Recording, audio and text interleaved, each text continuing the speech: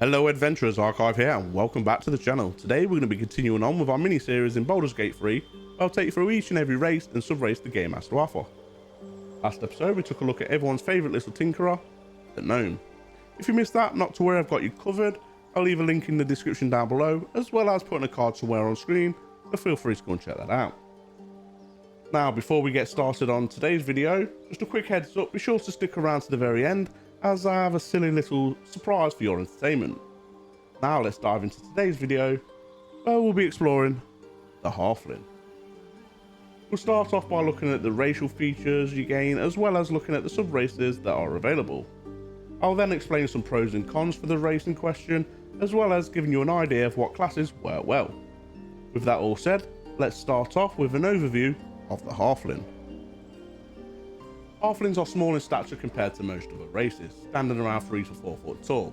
They often have round faces, curly hair and nimble builds. Despite their small sizes though, Halflings possess a surprising amount of resilience, allowing them to thrive in the world of Faerun. Now in game we have access to two sub-races, these being the Lightfoot Halfling and the Strongheart Halfling. Strongheart Halflings come from a proud cultural background, often hailing from settled communities and enjoying the comforts of a stable home. They are known for their hospitality, craftsmanship and close-knit communities, and tend to have a lot in common with other halflings, but their individual personalities can vary greatly. Some may be bold and adventurous, seeking to explore the world, whilst others may be more reserved, focusing on protecting their communities and traditions. Now Lightfoot Halflings on the other hand, possess a strong sense of curiosity, driving them to explore the world and seek out new experiences. They often have the desire for adventure and may be drawn to uncharted territories and dangerous quests. No matter what sub-race you choose to go with, you'll always receive the same racial features, these being lucky, brave and a +2 to your dexterity. Now lucky allows you to re-roll ones on attack rolls, ability checks and saving throws, but do keep in mind you must use the new roll. Whereas brave will give you advantage on saving throws against being frightened.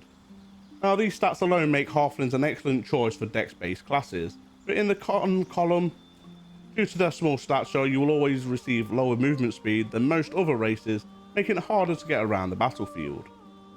Now where things start to differ are with the sub-race traits. For example, Lightfoot Halflings will gain naturally stealthy, a base racial speed of 7.5 and a +1 to the charisma. Naturally stealthy will give you proficiency in stealth checks.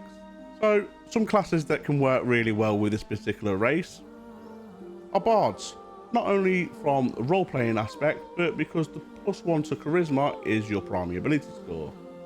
Now some other great classes to consider are rogues. Rogues work really well with this particular race, not only because of the +2 to your dexterity, but their naturally stealthy trait also comes in handy. Rangers are also a third choice for you, as the +2 to your dexterity alone just makes sense. Now if we go and take a look at the Strongheart Halfling, you'll see that they will receive Strongheart Resilience, a base speed of 7.5 and a +1 to their constitution. Strongheart Resilience gives you advantage on saving throws against being poisoned.